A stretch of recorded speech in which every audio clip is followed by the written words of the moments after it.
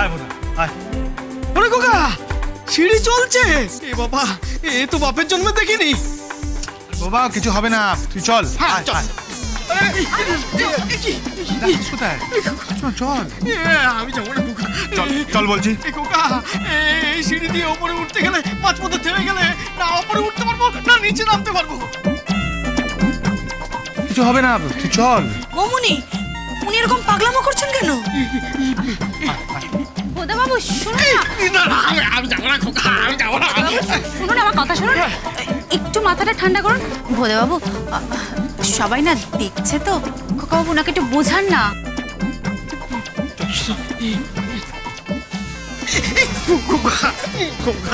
আমি যেতে পারবো না, আমি যেতে পারবো না। কি কাণ্ড, সিঁড়ি আপনার দিকে চলছে।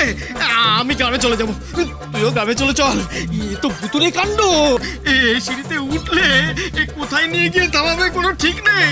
চল চল, আমি পারবো না খোকা। আরে বাবা, এটাকে বলে চলন্ত সিঁড়ি, এটাকে বলে এসকেলেটর।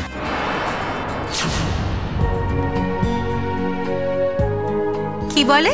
এসকেলেটর। আপনার উচ্চারণ তো খুব ভালো। আপনি এসকেলেটর মানে জানেন? আপনি কতদূর পড়াশোনা করেছেন? পড়াশোনা? পড়াশোনা মানে পড়াশোনা? এই শোন, চলন্ত সিঁড়ি দিয়ে তোকে উঠতে হবে না, তুই বরঞ্চ ওদিক দিয়ে চল। আবার কি হলো? ভোদা বাবু এসকেলেটরে উঠতে পারবে না, উঠতে পারবে না, তুই নেমে আয়, এদিকে আয়। উফ, কি পাগলের পাল্লায় পড়লাম। খোকা বাবু আসুন, আমার সাথে আসুন।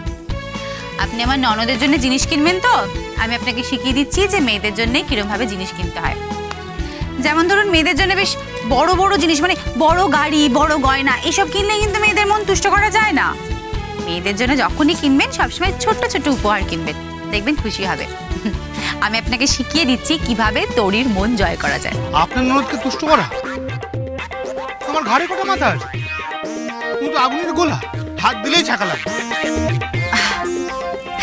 না না, ওকে ওরকম বাইরে থেকে দেখলে মনে হয়, মেয়েটার মনটা কিন্তু খুব নরম। আর আমি নিশ্চিত যে তরী আপনাকে খুব ভালোবাসে। ভালোবাসবে? আপনার ননদ? হ্যাঁ, কেন? বাবা, এ তো ভূতের মুখে রাম নামের মতো। নিন নিন, কি কিনে দেবেন দিন, তাড়াতাড়ি বাড়ি যাই। কেন আমাদের বাড়ির মেয়ে ভালোবাসতে পারে না? আপনার বাড়ির মেয়েটি ঠিক তার বাবার মতো হয়েছে। না বাবা কাউকে ভালোবাসতে পারে, না মেয়ে কাউকে ভালোবাসতে পারে। থাক, শ্বশুরের নামে এসব বলতে নেই। আসুন আমার সাথে।